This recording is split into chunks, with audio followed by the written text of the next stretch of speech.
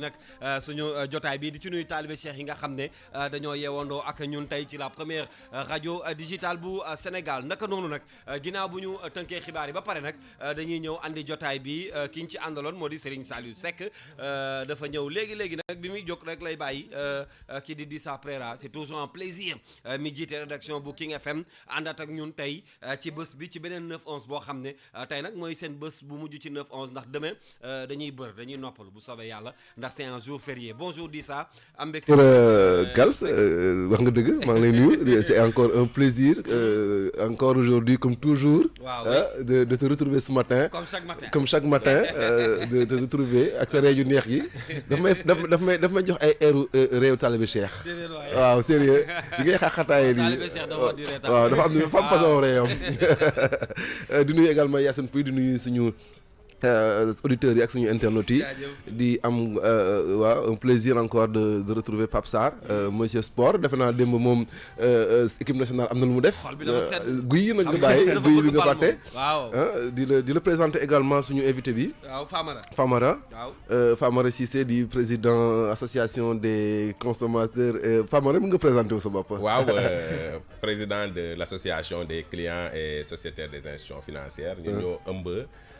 clients yi nga xam ne dañuy jànkonteel ak banques yi institution de microfinance yi assurance yi. yéen seen syndicat daal. waaw ñoo leen di défendre seen. yow sa teewaay dafa am solo parce que ñun ñëpp ay clients la. waaw yow ay clients la di la dalal bu baax Famara. merci Kals maa ngi lay gërëm di la sant ci invitation bi. jërëjëf naka noonu ñu ngi feggoo ak Pape Madiakhate monsieur Sport il est très heureux ce matin. parce que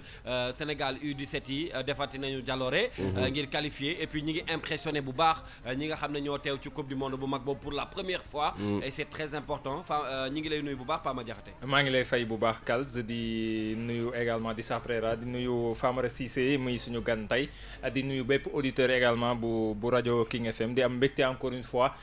teewaat ci studio bi ci li nga xam ne moom mooy émission 9-11. acca loolu mooy nuyoo bi ñu xam ne moom lañ leen jagleel yéen ñi nga xam ne yéen a ñuy déglu may fàttali ni ngeen ñuy suivre ci 99.4 noonu ngeen ñuy dégloo ci www.kingfm.sn wala ngeen dem ci page Facebook bi si vous avez envie de voir ce qui se passe dans ce studio nous sommes en direct ki ngeen di gis ci digg bi noonu nag mu sol chemise bu yanj bi mooy Famara Cissé mooy suñu invité feggoo ak Dissa Préra ak Pape Madiakhate alors ma ñëw tey balaa ñuy ñëw ci sujet bi ñu gën a intéressé ci wàllu banque ak Famara am na ay actualité yoo xam ne ñoo leen ko tàmmal di ko waxtaanee bi ci njëkk tey moom la ñuy njëkk a ubbee muy benn mbir boo xam ne seetlu nañ ko ci xëy na diggante soxna yi ak borom kër yi mu am benn peut-être mën nañu wax benn sondage boo xam ne génn na ci toll ci 37% des hommes sénégalais yi nga xam ne dañ leen di gis ci ay mbir yoo xam ne xëy na ndax mën nañoo comprendre góor guy doodu jigéen wala sax jigéen buy fitnaal borom këram de temps en temps. waaw c'est une enquête, un sondage Pape Sarr bu génn bu ñu publier tey ci journaux yi qui dit que 37% des hommes sénégalais ils sont d'accord que violence yi ñuy def seen jigéen yi wala seen soxna yi c'est normal bon man j'étais un peu choqué extrêmement choqué ce matin bu ma ko déggee parce que pour man déjà violence amul du faj dara benn généralement boo seetloo bu ñu tàmbalee ci violence fu ñuy mujjee mooy waxtaan donc je ne peux pas Pape Sarr bu mu naan sànq mais quels sont les hommes qui ont été sondés je pense que ça c'est une bonne question ñan la ñu laaj loolu ñooñu ba nga xam ne nag ils sont pour fu ñu ne ci réew mi parce que xam naa ne du yow du man du Pape Sarr du Famara mi toog parce que bon vraiment toll nañu jamono boo nga xam ne c'est pas dans un couple je pense que la violence amu fa wàll di tax ñu wax couple defe naa muy neex am naa benn grand boy wax la bu daan wax ne loo xam kañ lay jeex da ngay fexe saa su ne muy neex waaw nay neex donc je ne veux pas pourquoi on se ferait de la violence à la limite gratuitement comme ça problème nag du ñàkk ci ñu dëkk bu ñu ak lam ni ñu gën a jege. Et vous pensez que ce sondage là c'est réel? Oui, je pense que c'est réel c'est réel si on en parle aujourd'hui c'est parce que c'est réel et puis gis nga Kals il faut nga dem tribunal pour xam ne que bon vraiment il y a beaucoup de violence aussi bien envers les femmes et également envers les hommes parce qu'il y a pas que la violence physique il y a la violence économique il y a la violence verbale il y a beaucoup de sortes de violences yoo nga xam ne tey nit ñi ñu ngi koy dund muy góor muy jigéen il faut dire te souvent góor ñu sax souvent mënuñ dund ay violence yoo xam ne dañuy am kersa wax ko am na ci ay sociétés également Sénégal yoo xam jigéen ñi également mën nañ dund ay violence dañu am ay kersa wax ko parce que voilà dañ la naan dañ la wax nga dem seeyi pas nga dem sëyi mais nga dem toog foofu mu nekk fa di muñ ay mbir yoo nga xam ne kon vraiment mënoon nag sañ bañ a fekk Pape Sarr. Effectivement ni nga ko waxee di ça man je suis pressé de voir les détails détails li nga xam ne moom mooy enquête bi nga xam ne Afrobaromètre moo ko def sondage bi nga xam ne def na ko ngir mën a xam exactement yan localité la ak ban tranche d'âge la ñu jël ngir ñu wax loolu mais li am moom sondage bi man dama gëm ne ça existe maintenant 37% sénégalais ñoo ko justifié mais 63% ne le justifie pas donc ça veut dire que ba tey tendance bi ñi ko justifié wul ñoo ëpp mais ñi ko justifié violence boobu il faut que ñu taxaw ci ñu xool lan la bëri na war na mën a bëri ay explications fii ci Sénégal dajalu ñoo ñi bëgg amour sauvage non pas non pas forcément amour sauvage mais en fait Dissa am na benn affaire bu mu wax léegi loolu mënuñu ko cee génne bu tey jii nii jigéen buy sëy booy dem lan lañ lay wax demal sëy bu waxuñu la nga sëy ça veut dire que violence bi ak lu la fa mën a fekk muñ ko nga dëkk ko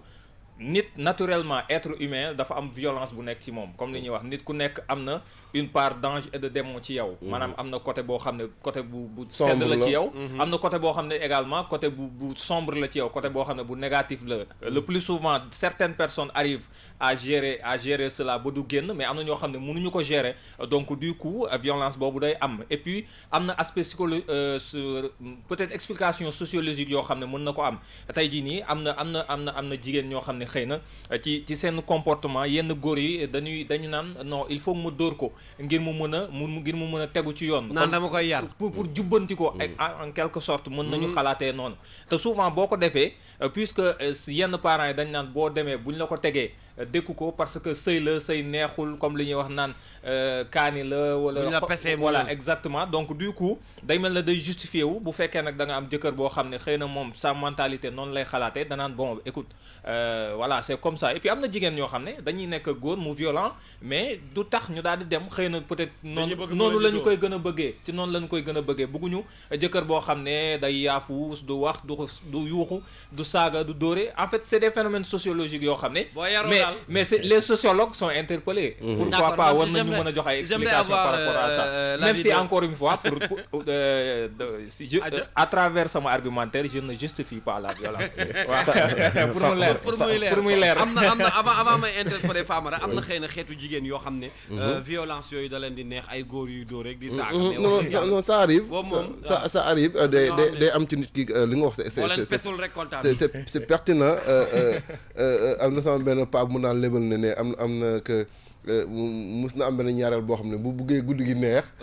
ñaar gi il faut mu yëngoo ko ba pare waaw ba nga xam ne mais bon ça c'est des je pense que c'est des vices personnels des uns et des autres ay vices la ça n'a peut-être pas on peut pas la mettre en relation ak ñu nga xam ne que c'est de la violence exercée sur des personnes de façon continue et permanente. Alors Famara en tant que sénégalais doguma la di saa nga baal ma en tant que sénégalais ñu def sondage bu mel nii des fois sax day xaw a bizarre ci yow mais ñii lu ñuy wax nii lan la mais ban lecture nga ci am. waaw lecture ba ci am mooy sondage bi mën dama koy gëm c'est une réalité parce que tout simplement ñun forme de violence yi dafa sew violence wax ngeen ko sànq verbale comme violence physique économique xam nga ñun dañoo nekk ci benn société boo xam ne nous sommes tous stressés c'est tout à fait normal que parfois ñuy noter yenn scène de violence yi à la maison parce que góor guy jëm di wuti ci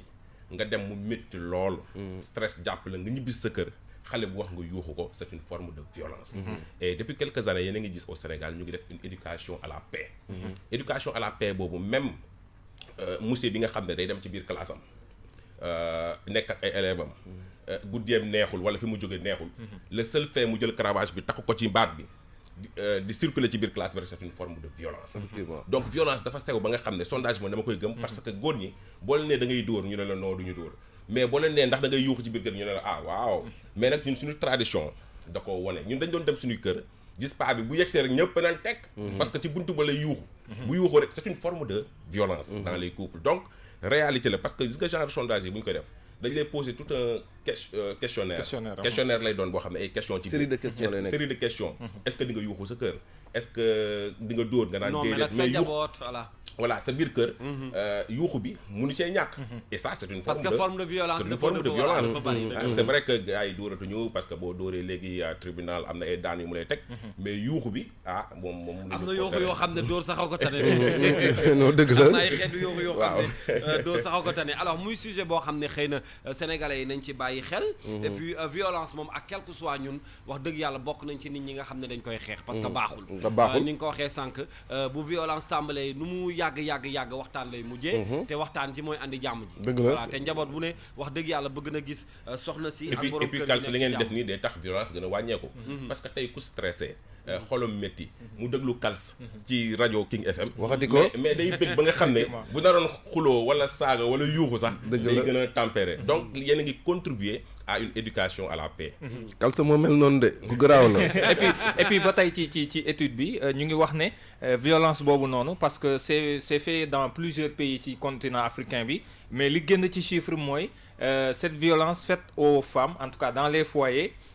c'est moins toléré maanaam li muy am Afrique de l'Ouest maanaam Afrique bi nga saw-jant bi nga xam ne ñun ci lañ féetee Sénégal moo gën a bëri par rapport ak bu ñu jëlee Afrique du Nord où ce n'est même pas atteindre sax 15% maanaam dëkku naar yi en Afrique de l'Est Éthiopie Kenya entre autres ak Afrique du Sud foofu le pourcentage est très bas ci ñi nga xam ne wax nañu ne dóor jigéen des fois lu normal la parfois wala c'est totalement justifié mais Afrique de l'Ouest foofu la ëppee donc xëy na peut-être y a une explication rationnelle wala sociologique boo xam ne am na ci lu tax Afrique de l'Ouest ñun Sénégal Mali entre autres Burkina et autres lu tax mu gën fi bëri que dans les pays maghrébins wala dans les pays de l'Afrique de l'Est et du Sud de façon du nekkul lu bees fii il faut dire que traditionnellement booy seet également ñun Afrique de l'Ouest ou Sénégal en particulier lu yàgg am fii la kii wax na ko sànq ci junj na ko mais ci wax nii rek dañ daan dégg ñu naan la jigéen dañ koy yar waaw dañ koy yar c'est vrai mais est-ce que dóor c'est ndax yar la wala violenter de façon générale est-ce que dina yar bon ça c'est discutable à mon avis mais lu ma mënta wax dans tout cela mooy en tout cas du faj dara donc li nga xam ne fa la ñuy mujjee c'est toujours bien ñu tàmbalee fa mooy waxtaan sensibiliser indiwaat parce que muy góor muy jigéen mun naa gën a di wuti dépense tey dem mu metti ma ñëw kër ga ñu wax ma yuuxu gauche yuuxu droite comme moom également parce que dañu toll jamono boo xam ne góor dee liggéey jigéen dee liggéey moment bi nga xam ne dañ daan justifier loolu naan mais dafa nekk moment bi nga xam ne jigéen gi daan toog ci kër ga mais léegi stress bu góor bi di am mais généralement jigéen day am stress boobu parce que day xëy yam liggéey war a yóbbu doomi école war a toppatoo doom yi war a ñëwaat war a togg reer war a def lii war a def la donc tout ça c'est un ensemble de choses yu nga xam ne que tamit il faut prendre ça en compte aujourd'hui donc nu góor bi di stressé di mën a di nekk ne pas être dans son état dans son assiette noonu la jigéen ça peut arriver à la femme que quelquefois même parce que daanaka léegi seen situation yi benn lay doon da ngay xëy di gën dem liggéey sa soxna xëy dem gën liggéey donc vous da ngeen di dund presque même stress yi donc moom mun na ñëw tamit ànd ak stress nga wax ko mu wax muy elle hausse d'un ton du la neex yow tamit nga ne kii dafa ma yàpp nii naan ne la or c'est juste un moment te góor dafa xaw am taxawaay non góor dafa orgueilleux naturellement on est orgueilleux yàlla moo ñu bindee noonu wala dañu xaw a rëy donc li tax bu ñu doon wujjee àdduna tas Kals bu ñu doon wujjee àdduna tas li tax non lu leer laa la wax góor jigéen bu am ñaari jëkkër waaw non kër googu non àdduna tas la yàlla xam na lu muy def non yàlla ñàkk bi ko ñàkk góor àttan moo tax mu teg ko jigéen voilà et puis beneen conséquence bi mu am xëy na Famara faral ngeen jigéen xëy na Famara peut-être dina ci xaw a ànd ak man mooy conséquences yi muy am ci biir famille tey gis nañ famille yu bëri yoo xam ne violence bi nga xam ne xëy na papa ji da koy def ci yaay ji mais doom ji day am sentiment bu mu ci yëg da ngay gis ay doom yoo xam ne mais dañuy dem ba bëgg a nasaxal seen vie wu baay ndax métit boobu muy teg et c'est plus grave dans des familles polygames c'est plus grave bu fekkee ne dafa privilégié kii wala di sonal yaayu kii mais doomu kooku day am benn haine bu muy ressentir non seulement ci papaam mais ci day bëgg a fayu également ci sax yaayam wala doomu wujjam bi alors am na benn reportage bu ñu Ndeye Mati defal bu jëm ci les femmes battues ndax loolu góor ñi ñoo koy def ma bëgg ñu teewlu ko et puis ñu dellu soit ci waxtaan bi kaa nga joteeg mi mu dagg saaga bu bon jaar fu bon fu xamante ne ni man rus naa sax toog ko di ko wax un jour jote nañ ci maag moom jote bu métti mu ne def may dóor ci ay affaire yu ñàkk fay. mais ba dugg ci biir sëy bi là j'ai découvert que ni jalousie bi day gën di accentuer wu tuuti sax mën na la tëral jël fil di la dóor. ba guddi googu daf maa génn ci mbedd ba ay 3 heures 4 heures du matin maa ngi ci mbedd mi guddi googu jël naa décision dem police Guédiawaye mais ma xalaataat rek ma ne naa toog parce que bu ma demee police ba dinañ ñama yow lu la fi indi heure bi rafetul ma. ndax bu ñu waxee métital yooyu dafa bëri ay façon ci gën a bëri mooy métital ci wàllum koom donc lu weesu métit boobu gis nañ ne métti wàllum yaram la nga xam ne mooy dóor yi gaañaate yi dóor nit ba damm ko fu mu jóge fii muy boole. voilà mi ngi noonu ba tey ñoom ñu ngi koy naqarlu gaañ li leen ciy gaañ des fois sax ñu yàq ci dundu nit parce que am na gaañ yooyu gaañ jigéen dafa xaw a sensible faible am na gaañ yoo koy gaañ daanaka da ngay yàq àddinaam. dëgg la dëgg la Famara. waaw gis nga la plupart phénomène yooyu fi ñu koy noté mooy looy gën a éloigné wu ville bi. boo xoolee ci banlieue bi wala à l'intérieur du pays. phénomène yooyu foofu lañ koy gën a noté. li waral loolu mooy dañoo nekk benn population boo xam ne dañuy vivre avec la tradition. te traditionnellement dóor jigéen bu njëkk ba ce n'était pas aussi grave que ça. mais aujourd'hui nga dóor jigéen wala nga saaga ko wala yooyu nu mën na la jural loo xam ne ëllëg di nga ko rëccu. lépp nag éducation la. dëgg la. ci bas âge bi. doom bu juddoo ci benn famille boo xam ne day gis ni papa ji. day fitnal yaay ji di ko saaga di ko dóor moom it éducation boobu day jàpp ni. normal mooy modèle bi. c'est ça de sorte que bu màggee loolu lay exercer. loolu lay def parce que référence doom papam la. li mu gis ci papa ji rek ak yaay ji di ko def. man amoon naa sama benn xarit boo xam ne dañ doon jàng école mais. ay notam dafa jékki-jékki rek commencé wàcc. mais boo ko interpellé dafa ma ne moom du nelaw guddi. parce que papa jeeg yaay ji chaque jour ñu ngi ci xuloo ñu ngi ci xeex de sorte que moom ba fajar ba du nelaw. bu ñëwee école day am ay problème note bi di gën a baas di gën a wàññeeku. moo tax nag famille yi war nañ def très attention même bu ñuy jotee di xuloo di xeex nañ fexe ba doom yi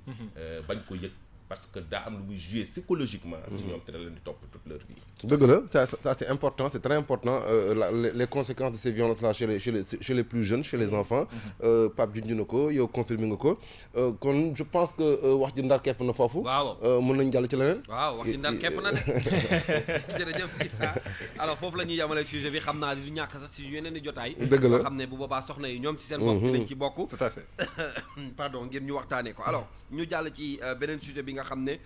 day intéressé bu baax les clients yi nga xam ne ñooy jóg di dem ci banques yi bu ñuy faral nag di jóg di dem ci banques yi wax dëgg yàlla ngir gis suñu bopp foofu la comme ni ma ko tooñee léegi wax ko ñun ñëpp ay clients lañ ndax ñun ñëpp ñooy jëflante ak banques yi raison pour laquelle di saa tey ñu dalal Famara Cissé. waaw Famara Cissé ñëpp xam nañ ko ci défendre ak moom ak ñi mu àndal ci défendre ñi nga xam ne ñooy clients de banques yi il faut dire que tamit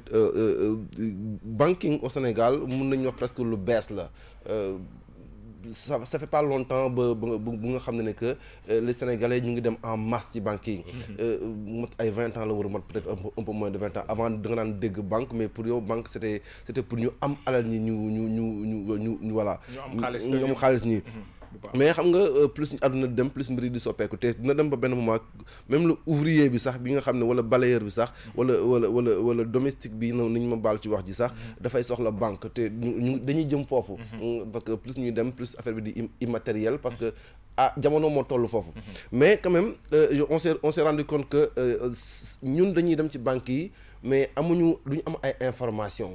xamuñu banques yi xamuñu naka lañu ban relation la ñu war a am ak banques yi da ngay gis ku jékki-jékki ñëw na benn travailleur bu ñëw na mooy man weer bi temps lañ ma dagg nii lañ ma def nii lañ ma def nii laa je veux dire il y a tellement de plaintes vis-à-vis des banques que aujourd'hui je pense que war nañ ci am taxaw seetlu du banques yi kese au-delà de banques yi am na yenn services financiers yu jëm ci nga xam ne mooy mutuelle d'épargne et de crédit yooyu tamit leur apparition au début des années 90 ñu bari salué woon nañ ko mais am na ay problèmes yu bari am na jigéen yu bari nga xam ne xëy na jël nañ fi ay xaalis après ñu am ay problèmes pour fay parce que jàpp nañ ne que taux yi général taux de remboursement yi déjà dafay cher et c'était pas ça le but donc y a boire et à manger ci problème banking bi au Sénégal donc loo xam-xam dem nag ma dem gën laa xam boppam ñun ay clients de banque lañu même su fekkee on se dit que on est instruit on est kii mais il y a toujours des choses qu'on ne sait pas et souvent on a l'impression que l'information n'est pas claire ou bien l'information est un peu cachée c'est pas pour jeter leur propre sur une banque ou sur une autre mais c'est juste pour sensibiliser les populations nit ñi xam nan la ñu war a taxawee xam na ne lii boo ko defee ci banque bi lii la ak banque bi yan droit nga am vis-à-vis de banque bi ak banque bi yan devoir la am vis-à-vis de yow clients yi donc mais balaa ñuy dugg ci vif du sujet bi Famara tey la journée mondiale de l'épargne mais est-ce que Famara épargne bi mu ngi am doole Sénégal est-ce que gars yi ñu ngi denc parce que man de denc ma daal maa ngi yow épargne amul doole Sénégal la preuve taux d'épargne bi moins de 20% la toll donc épargne amul doole Sénégal li waral loolu mooy revenu yi moo faible revenu bu faible doo mën a épargner parce que définition épargne du dara lu dul li des après la consommation li des ci revenu bi après la consommation waxuma la revenu bi day jeex sax mais da ngay dem sax di defi découvert donc taux d'épargne bi dafa faible au Sénégal ba pare beneen fànn bi ko waral mooy tey même boo amee li nga épargner dugal ko ci benn banque wala dugal ko ci benn institution de microfinance mais pour jot ci problème la da ngay dem ci gab yi ñu ne la gab yi dafa panne réseau wala nga dem war a def opération bi toog 2 heures de temps ci guichet bi wala 3 heures de temps banque baa ngi fees dell donc moo tax nit ñi duñu sawar ci épargne dañuy préférer jël seen benn condamné dugal fa xaalis bi bu ñu xëyee di ko gis bu ñu bëggee dépense bu ñu bëggee jënd seen benn mbir jënd ko taux d'épargne bi tant que banques yi ñu ngi fonctionner ni du dox léegi nag il faut que ma joxe yenn statistiques parce que Sénégal il faut que ñu xam ne 25 banques moo fi am ñaar fukki banque ak juróom ñeenti établissement financier à caractère bancaire ñoo fi dem mutuelles yi nag moom jéggi na dayoo plus de 360 mutuelles boo xoolee ci mbirum banque Sénégal à part Côte d'Ivoire Sénégal moo fi teg tànk ci zone UEMOA moo ëpp banque mutuelles yi moom Sénégal moo ëpp ay mutuelles ci zone UEMOA bi yëpp Sénégal la fi ëpp mutuelles mais système financier bi dafa évoluer parce que taux de bancarisation bi mu ngi toll ci 21% jamono ji. c'est-à-dire que 21% de Sénégalais. 21% ñoo nekk ci banque yi ñoo nekk ci banque yi. léegi bu ñu ko élargir au système financier décentralisé yi mooy mutuelle yi ngeen gis ni. taux bi day nekk ci 48%. même pas 50% mooy téeméer bu nekk waaw moo même pas 50% téeméer bu nekk ñeent fukk ak juróom-ñett. mais bu ñu ko élargir parce que tey dañoo nekk ci dynamique d'inclusion financière inclusion financière mooy lan. dañoo gisoon ni système bi dafa exclure ñenn ñi. mooy ñan ñi nga xam ne fu ñu dëkk dafa sori di vivre dans la pauvreté banques yi demuñu fa installé wu donc dañ doon am problème pour def ay opération bancaire statistiques yi wane ni Sénégal fii am na 16 millions de lignes téléphoniques daanaka sénégalais boo gis am na ñaari portable wala ñaari lignes téléphoniques yu nekk ci biir portable am léegi nag ñu gis ni bu ñu jaarlee foofu inclusion financière parce que taux bancarisation dafa faible taux bancarisation élargie bi dafa faible ñu gis ni bu ñu yokk bancarisation bi il faut que ñu jaarale ko foofu parce que sénégalais dafa bëgg portable mën na ñàkk lépp mën na ñàkk xaalis mën na ñàkk kër mais portable moom bu ko ñàkkee rek yëg ko ci saa si dëgg la ñu ne léegi pour atteindre population yi nga xam ne mënuñu fu ñu dëkk dafa sori mënuñu gis banque mënuñu gis mutuelle nañ leen fexe ñu fexe ba seen compte bancaire yi seen portable yi mu am compte bancaire ñuy def ay opération de transfert achat de crédit fay facture ak yooyu boo ko utiliser ñetti yoon rek tu es inclus financièrement mboolu moo yóbbu taux bi ba 69% corrigé donc taux d'inclusion financière bi mu ngi ci 69% mais problème bi am te ñun ñu ngi koy dénoncer mooy c'est bon nañu def bancarisation en outrance parce que pour rappel en 2002 lañ jël mesure bancarisée boo xoolee billetage fayatul képp ku am salaire boo xam ne toll na ci 100 000 francs wala mu ëpp ko da nga koy yóbbu forcément banque muy marché bu mag boo xam ne dañ ko jox banque en 2002 lañ ko jël dans l'espace UEMOA Sénégal commencé ko appliquer en 2004 moo tax boo gisee léegi billetage dañu doot ñu nangooti kenn di fa fayee ko mais loolu fi mu nekk nii banque yi rek la profiter parce que imaginez di ça weer bu nekk nga cotiser man ma cotiser kals ko ñëpp cotiser ay 3000 francs ñii 4000 francs ñii 7000 francs ñu tuddee ko agio entreprise yi ay 200000 ñii ay 300000 xaalis boobu yëpp weer bu nekk ñu dajale ko mu nekk ay centaines de milliards même je dirais ñu jébbal ko banque bi gratuitement ne leen jël mais loolu fan lañ ko teg jar naa laaj loolu fan lañ ko teg léegi nag banque dafa nekk dafa waroon nekk lu baax ci réew mais fii mu nekk nii dafa nekk gàllankoor ci Sénégalais nan la nekkee gàllankoor nan mu ngi mu jox ay ñetti poñ ñu nga xam ne nag ay gàllankoor la banque dafa war a réguler disparité sociale yi kii milliardaire la kii amul dara ki am dara day jël xaalisam milliard bi dem dénk ko banque jël ko distribuer ko lebal ko ñi nga xam ne amuñu dara te am nañu profession wala am nañ xarañ nañ ci benn domaine ñu liggéey. bu ko defee bu at bi jeexee ñoom bu ñu nekkoon ci 0 ñu nekk ci 100. que le milliard am du tee ñu ko koy fay mu dese milliard am ak benn taux de rémunération parce que épargne tamit boo épargner dafa am taux de rémunération épargne loolu dañ koy fay. at bu nekk banque centrale dafa wax nañ ko fay 3,5%. c'est-à-dire que amul frais. ce qui veut dire que boo épargner 100 000 francs. at bi jeex. 3,5% donc day nekk 103 500 je pense. 103 500 3500 moo ci dolleeku. alors Famara man benn question la am pour bañ laa dog. je me mets à la place d'un Sénégalais lambda bi nga xam ne comprendrewul bu baax. système banque bi fii ni muy doxee. Pourquoi il y a autant de termes techniques yoo xam ne pour nit ñi comprendre ko dafay metti alors que pour man booy adressé wu à une population boo xam ne xëy na ñi ci jàng am na ñoo xam ne jànguñu. bëri na ñoo xam ne même bu ñu jàngee sax seen xam-xam du màcc trop ci termes techniques yooyu. pourquoi banques yi jéemu ñoo def de telle sorte que bu ñuy wax ñu wax ay termes yoo xam ne day teel a leer te nga koy gën a mën a comprendre. d'autant plus que pour compléter ñëpp ci askan wi. seen jàng soriwul wala sax jànguñu. dëgg la xam nga. transparence banques yi neen ñun wax nañ leen ko banques yi nañu transparence daf leen arrangé wu ñoom bu leeree rek dootoo jëndati parce que ñoom en réalité marketing lañ def gis nga tey li xew ci banques yi bu ko Sénégalais yëpp xamoon Henry Ford wax na ko nee na ñëppay fàq seen yat dem di banques yi parce que baaru ñu ngi ñuy bëgg a rey mais da ngay xool ni yow banque bi nga xam ne daf la war a enrichir moom mu ngi enrichir yow yaa ngi gën a pauvre. wallaahi. weer bu nekk da ngay am ay difficultés pour joindre les deux bouts. Pourquoi? Parce que tout simplement même boo soxlawul seen prêt parce que banque il faut que ñu fàttali ko day jënd xaalis di ko jaay. fu mu koy jëndee mooy banque centrale ci benn taux bu ñu yombamaay bi ñuy wax 2,5%. téeméer bu nekk ñaar ak genn wàlla. wala mu jënd ko ci usagers yi nga xam ne ñoom ñooy ñëw dénkaane seen xaalis. ci benn taux boo xam ne 3,5%. waaw mais yow booy jaayaatal double. ñun nangu nañ nga jaay double 2,5% jaayil 5. wala nga 3,5% jaayil 7. mais amul benn banque Sénégal buy jaayi 7 wala 10 wala 12 ñoom ñëpp ñu ngi ci diggante 14 ak 15%. moo tax da ngay gis ni yow da ngay liggéey bay bëgg a dee. mais loolu liggéey da koy fay arnaque la wala lan la arnaque la nañ waxante dëgg parce que tamit banque centrale moo joué le jeu.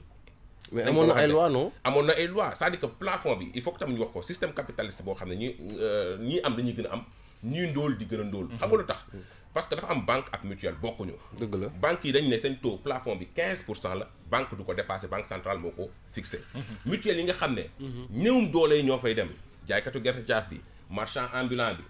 jaaykatu jën bi. ñooñu ñooy dem ci mutuelle yi ñooñu ñu fixé leen seen taux 24%. imagine ki am xaalis moom taux bi du dépassé 15%. ki ñàkk moom 24% la ñu yóbbu taux. ce qui veut dire que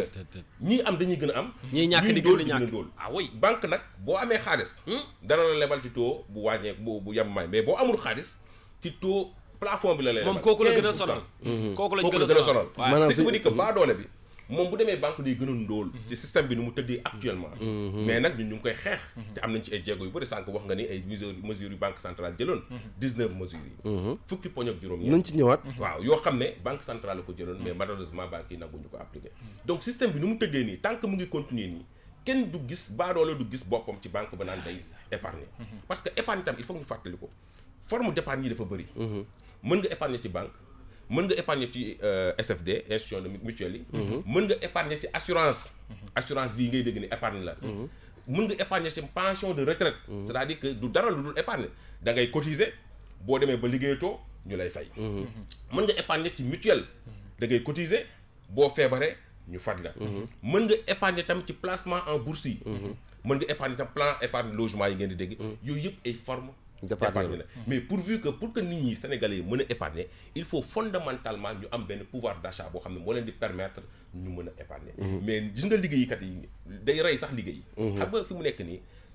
banques yi ak mutuelles yi ñu ngi rey le travail parce que tey bu dee man damay xëy 8 heures wàcc 22 heures di liggéey bay bëgg dee te les besoins de base primaires mënuma ko fajal sama bopp bu yàggee dootuma liggéeyati. loolu moo waral nit ñi sawaratuñu sax ci liggéey parce que petit à petit ñu ngi rey liggéey te dëkk boo xam ne dem nañ ba rey liggéey. mais day am problème léegi Famara may fàttali ni banques yi. at 2018 ñu ngi def benn bénéfice net de 94 milliards boo xam ne bénéfice moom lañ ko déclaré. nga xam ne ñu ëpp na loolu. mais lu ñu déclaré bénéfice net 94 milliards. mais entreprise bancaire di enrichir benn enrichissement boo xam ne ndóol bi ni mu ko sékkal di jël ci ñoom xaalis mais ndóol baa ngi leen di bëgg a rey. Famara su ma ko mayee Kals ma dem ci benn question. SFD ça veut dire que mutuelle yi 24% la ñuy laaj suñu maire jaaykatu caaf yi defe naa c'est trop. Pour banque yi c'est 15% au maximum. mais Kals généralement liggéeykat yi généralement dañuy def ay prêts. ñu bëri suñu genre bi ñu bëri jaar nañ si. mais Famara j'ai l'impression que souvent liggéeykat bi buy dem def prêt. il lui manque beaucoup d'informations. bu bëri problème d'information dafa posé parce que bu ñu ko waxee lépp. du ko signé xam nga banque bi da nga ñëw mu ne la waaw xool naa waaye mën naa la jox 5 millions. nga ne waaw d'accord bëgg naa 5 millions mais nañu waxante dëgg. 5 millions yi kañ la koy jox déjà day jouer avec sa psychologie. est-ce que 5 millions pile la lay jox. du la jox 5 millions pile. da lay jox bu dee banque yi. moom dina la jox parce que day am benn pourcentage boo xam ne dañ koy dagg ne la bii assurance la bii taxe sur les opérations bancaires bii et cetera et cetera ba yow boo amoon projet 5 millions. duñ la jox 5 millions et 4 millions 500 lañ lay jox ak yooyu. bu ko defee yow sa projet faussé na mais mutuelle yi moo gën a garaaw. mutuelle yi ak baadoole yi. dañ la naan 5 millions lañ lay jox mais yow 500000 yi da nga koy bàyyi fii forcément. dañ koy épargner. waaw ku amul dara noo koy épargner koy lebal noo koy épargner mu bàyyi fa 500000 yi nga dagg ko tam frais de dossier ak yooyu ce qui veut dire que moom 4 millions 200 4 millions. te buy fay day fay 5 millions plus non seulement 500000 yi ñu naan dencaluñu la ko dencaluñu ko. parce que da koy fayal ay intérêt. Imaginez tey yow tey ñu jox la 5 millions ne la dañ lay dencal 500000 500000 1000 francs bu nekk yaa ngi koy fayal intérêt ba pare ñu ne ñoom dañu joxuñu la en réalité lebaluñu la en réalité 5 millions li ñu la lebal mooy 4 millions 200 boo xam ne dagg nañ ci ay frais de dossier yow léegi da ngay fay 5 millions ak taux d'intérêt bu 24% mais système bu mel noonu liggéeykat bi nan la ciy génnee. ba pare yow boo ñëwee dañu lay pamte duñ la jox information yi xam nga lu tax duñ la jox information yi te yow da ngay signer lui est approuvé doo sax xool parce que dañoo jouer ak sa psychologie déjà ci lui est approuvé document yooyu souvent ñenn ñu si bëri dañuy faral wax ne documents yi sax des fois bind yi sew na sew goo xam ne doo sax yow maanaam dañ lay pousser nga bañ koo lire ba mu jeex tàkk et en plus ki ñuy waxal day fekk mu nekk ci soxla ñoom ñooy fexe ñoom ñooy sax ñooy installer soxla boobu parce que dañ leen ñëwal lundi ñu jox la ko lundi nga ñëw ñu ne noo demal mercredi yow nga préparé yëpp mercredi nga ñëw ñu ne non demal ba semaine prochaine bu ñu la tegalee ay këyit doo xoolati doo xool sax taux bi mais li ci gën a graaw mais am na banque yoo xam ne wala mutuelle yoo xam ne tey taux bi duñ ko fa bind lu tax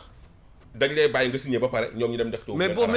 des fois parce que dañuy bañ transparence xam nga problème transparence dafa posé wu dans les institutions bancaires moom laa doon wax loolu moo indi sax les débuts à tort yi ngay dégg nii mooy nga dem tey sa jot sa carte gab dem ba ca gab da dugal mu débité la sax nga dugal pour génne 100000 mu débité la 100000 ba pare yow 100000 francs génnul ngay wër di daw dañ leen ne loolu fan ngeen ko teg ñun nee nañ leen gab yi dafa war a am transparence caméra de surveillance gab bu nekk ci biir ak ci biti dafa war a am caméra de surveillance coow warul bëri bu dee tappale la ngeen xam ko bu ñëwee def benn opération ñu débité ko 100000 xaalis bi génn caméra bi mën na leen àttee dans les minutes qui suivent bu dee dafa dugal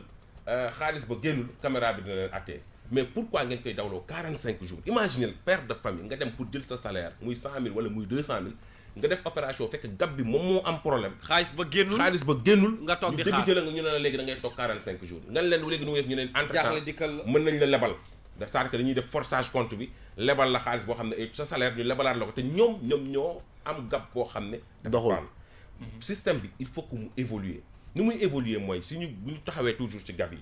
mooy gis nga suñu gab yi ñaari fonction rek fa am consultation solde nga xam ñaata la wala te des fois du dox sax du dox waaw des fois du dox yi ciy dox bariwul waaw wala nga retrait mais gab yi dafa war a am relevé de compte boo xam ne da ko war a tirer mooy papier bu ndaw bi dafa war a am dépôt fonction dépôt dafa war a am mais Famara dogguma la même boo demee ci dëkk yu mag yi léegi gab yi da nga ciy mën a sax déposer yow sa xaalis existé wul Sénégal fii relevé compte jarul ngay dem ci sa gestionnaire gab bi daf la koy jox la si état de compte te loolu amul Sénégal ba tey alors que ñoom soo waxee ñu ne système de bancaire bi nekk à l'étranger ñoom boobu la ñuy topp mais dañoo nangul investir même virement war nga ko mën a def à partir du gab mais nag gis nga en Europe sax ci boppam am na ay lu ñuy wax les néobanques yu ñëw depuis 10 ans ñoom ñooy def foofu amul benn frais doo fay carte gab parce que carte gab fii Sénégal 23000 60000 dafa cher ba pare 2 ans rek lay durer ba pare bu durée 2 ans pour renouveler ko da ngay daw ci gannaaw ba sonn te gab bi yenn saa ñu lekk ko ngay daw ci gannaaw gab bi amul fay gap amul fay chéquier carte gap amul fay chéquier ba ci banque confrère fay agio amul dara ay néew banque la yoo xam ne c'est des banques virtuelles yoo xam ne fi mu nekk nii en Europe pratiquement ñoom ñëpp moom la ñu jël te taux d'intérêt bi du dépasser 2% ay 1% la même crédit immobilier mais imagine ñu suñu crédit immobilier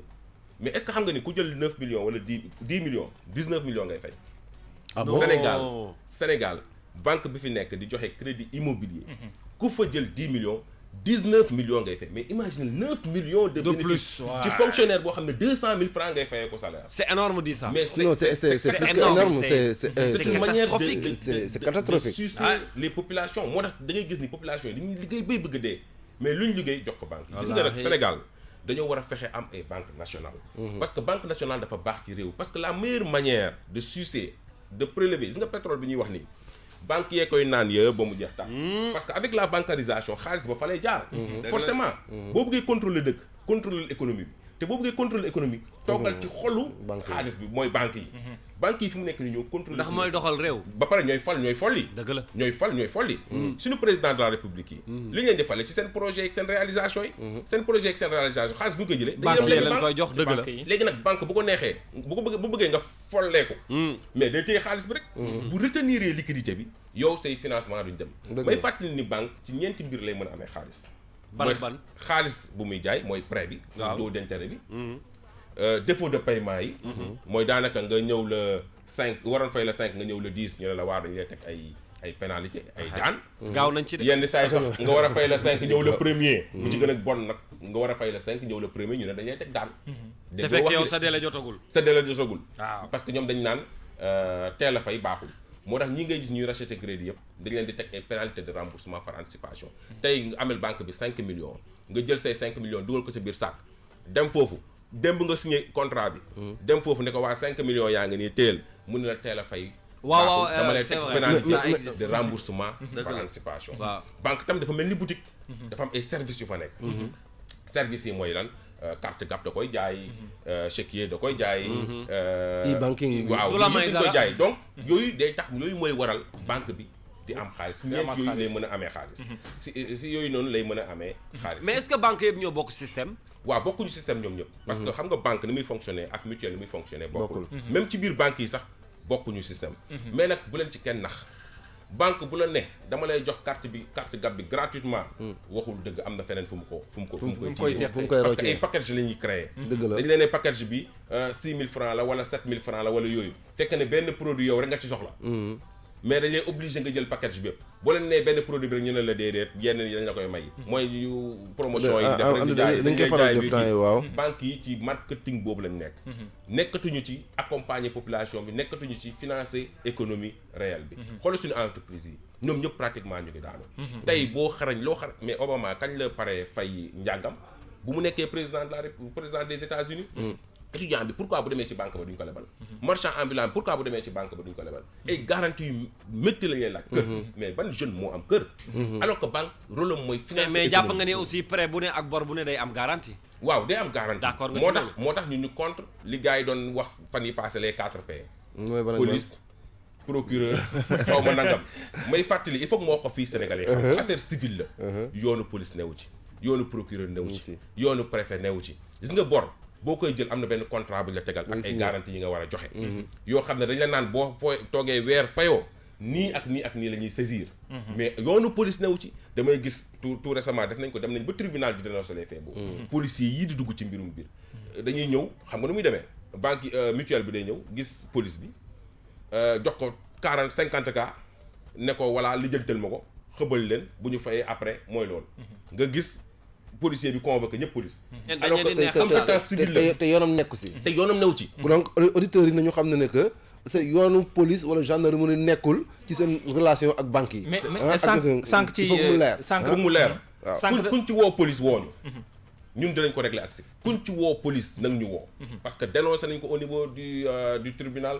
dem nañ ba direction de la police judiciaire dénoncé ko bind nañ autorités yi wax leen nañ wax police ñu génn fi moo tax nag ñii doon wàcc sur le terrain naan les 4P police procureur ñun tontu nañ leen prison yooyu ay xëbalaate la mais du yegg fenn amuñu ci droit amuñu ci benn droit affaire commerciale la affaire civile la ba ngay jël prêt bi signé loolu lañ la ay këyitu leer joxe nga sa kër garantie bis boo toogee fayoo dañuy dem saisir say bien sànq ci sa njëlbeen di saa laataa nga ngay wëyal yaa ngi doon wax nombre ñi nga xam ne mooy banques yi 25 institutions bancaires également mutuelles yi yaa ngi koy expliquer léegi mutuelles yi daanaka la ñuy jël sax ci taux moo ëpp que li nga xam ne moom la banques yi di jël tey jii ci Sénégal mu toll ci 360 nombre boobu noonu tey naka nga koy expliquer parce que nombre bi quand même dafa bari yaa ngi wax ne en Afrique de l'Ouest sax ñoo fi ëppale mais également est-ce que du yaakaaru ne xëy na business boobu nekk ci suuf moom moo tax xëy na ñin ñi ku tëb rek ubbi mutuelle est-ce que amul aussi lu ko régir ngir mën ko tënk du ku nekk rek yaay xëy rek tijji sa mutuelle dañ ko war a assainir bëri na fi ay mutuelles yoo xam dañuy ibbi 1 mois après ñu tëj xam nga lu ñuy def dañuy ñëw ibbi installé wu ci benn koñ ne gars yi ñëw leen déposer ku joxe 100 000 ñu jox la 500 000 ñu lebal la 500 000 da ngeen di dégg jigéen ñi di ko wax ku déposer 100 000 ñu bàyyi ba jigéen ñi déposer ba mu fees ñu xëy ne mes na mente combien de mutuelles ñoo def noonu beneen bi mooy même ñi nga xam ne dañuy toog dawuñu imaginez tey 100 jigéen ñëw déposer ku nekk 100 000 francs loolu ñaata la 10 millions la presque ñu jël 5 jigéen wala 6 lebal leen ci xaalis boobu lañ jëlaat lebalaat ko ñeneen ñi ne ñeneen ñi xaar leen di xaarloo ñeneen ñi lebal ko ñenn ñi ak taux d'intérêt boo xam ne 24%. c'est énorme. c'est-à-dire que business bi moo dox. parce que c'est de l'exploitation c'est de l'usure pure et dure. parce que en réalité. seen taux yi sax day dépasser 24%. c'est-à-dire que dafa am ay mutuelles yoo xam ne man gis naa benn jàngalkat bu nekk Mbacké 298 000 3 millions lay remboursé 298 000. 3 millions lay remboursé. mutuelle baa ngi fii loolu nu mu demee dénoncé nañ ko banque centrale plus de 5 fois dénoncé boo leen bëggee mën naa tudd turam. non jarul ko dénoncé nañ ko banque centrale. dénoncé nañ ko état du Sénégal. ba léegi mu ngi continuer di fonctionner. suul bukki presque suul bukki la ñu. xam nga dafa am banque. am mutuelle am ay suul bukki ay bukki yoo xam ne ñu ngi ci bi dëkk bi xam nga ñooñu noonu ñoom ñooy appliquer ay taux 200%. 300%. ñooñu noonu mais da ko ëpp 298 000. 3 millions. kii jël 700 000 plus de 5 ñu ko 700 000 ñu koy fayloo ay 1 million 800 1 million 900. xam nga loolu c'est énorme te ñu ngi fi ba pare nag li ci gën a graaw mooy ñooñu boo fa demee dañ lay signaloo ay kayit. convention yoo xam ne dañuy dagg ay agio et assurance ak yëpp comme banque ah. tout comme banque lañ lay signaloo ba nga signé ba mu jeex. léegi nag seen recouvrement à la source lañ koy recouvrer bu dee yow salarié nga à la source lañ koy daggee. wala si sa banque lañ koy daggee parce que cession volontaire lañ lay defar cession volontaire sur salaire. mais cession volontaire yooyu ñuy defar. cession volontaire ci leeral ci leeral. waaw cession volontaire mooy da nga leen di signaler këyit boo xam ne day jaar tribunal. ngay wax leen ni comme 100 000 francs nga doon am salaire. nga ne leen man maa ngi ci benn banque te mënu ma faa jël prêt. mais dama am benn xarmat boo xam ne. justifié naa ko. dafa may indil beneen 100 000 francs. léegi nga yóbbu ko ci ñoom ñoo la koy defal sax këyit yooyu. nga dem ñu dagg la juge bi. autorisé pour ñu dagg la beneen 30 000 francs wala 40 000 francs boo xam ne à la source lañ la koy dagg. léegi autorisation boobu moom mooy cession volontaire. mais deal bu ci nekk mais dafa grave parce que am na ñoo xam ne amuñu sax justificatif am na ñoo xam ne mosuñu présenté wu devant un juge. ñu leen defal cession volontaire di leen ko daggal. dañuy ñëw rek bindal leen ko dañuy ñëw rek dëggal bindal leen ko. beneen bi mooy da nga leen jox ay chèque en blanc chèque à blanc. yoo xam ne da ngay remplir yëpp ba pare da ngay signer lépp ba pare mais doo si def montant bi weer bu dee ñoom ñooy def montant bi. dem déposer ko ci banque bi pour mën la retirer soit ñu retirer ko à la source wala ñu retirer ko sa banque bi nga xam ne sa payoor fa lay jaar léegi nag retirer boobu nan lay def ba jàll xam nga tey boo jëlee salarié liggéeykat buñ déggee ni virer lañ leen salaire rek lu ñu njëkk def mooy daw xooli ko parce que yoruñu dara mais tey banque ba ibbi na virer nañ salaire bi 8 heures yow 9 heures yegsi nga wala 8 heures 5 minutes yegsi nga ñu ne la chèque ba jàll na waaw loolu mooy chèque ba fa la fanaan ki ko présenté fa la fanaan. léegi nag deal boobu mooy lan. kon deal bi ñu nekk ci banque yi généralement ñoo koy def ñu nekk ci banque yi parce que xam nga ni muy demee mooy. day am ko ay complice la ñu. très bien ni muy demee mooy waa ji day usurier bi day ñëw avec 100 chèques jox ko banquier bi pour mu jàllale ko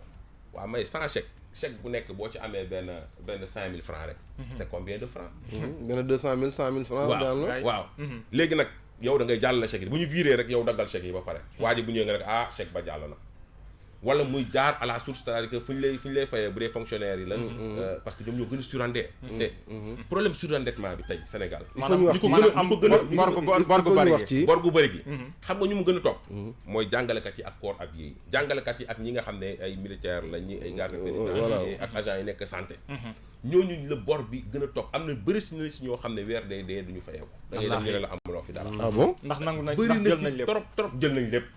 jël nañ lépp mais loolu alors que texte yi dafa leer texte yi dafa ne dafa am quotité boo xam ne kenn waru ko dépassé waaw ngay fayeeku 150 000 francs banque bi ak li mu mënta jël warul dépassé 45 000 mu nekk agio mu nekk prêt bi mu nekk yow booy génn ci banque bi da nga war a yor 105 000 francs au moins si say loxo au moins léegi ban banque moo ko fi respecté am na ñoo xam ne moitié bi la ñuy jël am na ñoo xam ne dañuy jël lépp ba nga xam ne doo jël dara doo am dara xam nga kan mooy le meilleur client de la banque le surendetté ki gën a bëri bor ki gën a bëri bor du fa mën a jógee xam nga lu tax parce que banque bi xaalis lay wut boo ñëwee mu jox la prêt mu ngi lekk ci yow mu def la découvert mu ngi lekk ci yow mu def la beneen prêt parallèle mu ngi lekk ci yow mu defal la forçage booy forcer compte bi pour jox la benn wecc mu ngi lekk ci yow donc kan mooy meilleur client banque bi du kii nga xam ne day ñëw denc xaalis wala kii nga xam ne moom day ñëw jël salaire am dem wala kii mais lebkat bi le surendetté moom mooy le meilleur client de la banque parce que banque ci xaalis lay liggéey il est emprisonné fi mu nekk ni nag loolu moo téye clients yi ba pare nag boo fa bëggee quitter ñu lay fayloo ay attestation d'engagement attestation de non engagement. waaw loolu lu tax boo en fait man loolu laa mënul comprendre ba tey Famara c'est-à-dire man bi may engagé wu man maa ñëwoon seet si la maa ngi dem sama yoon est-ce que su may dem sama yoon dama la war a fay parce que damay dem sama yoon. mais loolu mooy càcc bi. en fait loolu laa comprendre ba tey c'est-à-dire que. maanaam booy dugg da ngay fay. booy génn da ngay fay ci biir. ñu ngi lay fayloo. yaa ngi fayloo booy génn da ngay fay. mais est-ce que également. alors que service nga. est-ce que loolu loi bi daf ko autorisé. wala non autorisé wu ko. attestation d'engagement attestation de non engagement banque yaa ngi ko jaayee 87 750 bu nekk. donc 175 500 wala presque 200 000 di nga ko fay pour génn banque te parfois ameloo leen lu tax loolu. mais loolu teguñu ko ci yoon parce que yooyu ay service la. xam nga service c'est pas obligatoire. mais da ngay ñëw parce que ñàkk information bi nga wax.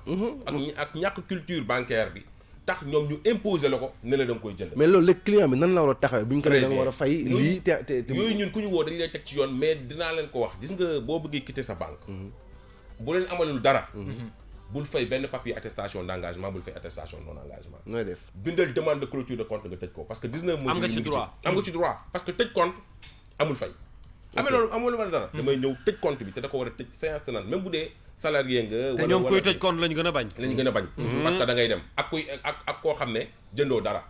daanaka di sa prêt amul dara. day ñëw rek moom jël salaire nag dem. kooku boo moytul banque bi da lay dàq parce que amaloo ko benn njëriñ parce que jëndoo ay produits am dafa mel ni ngay dugg boutique di génn rek. maanaam xaalis bi bu ñu ko fay tegee nga koy. dañ naan day jaabante rek kii moom amuluñu benn intérêt. moo tax ma ne le surendetté moom mooy le meilleur client de la banque. mais yéen problème yi nga wax yëpp dafa bari daanaka bu ma la dégloo bi ñu démarré ba léegi. daanaka dafa mel ne affaire yi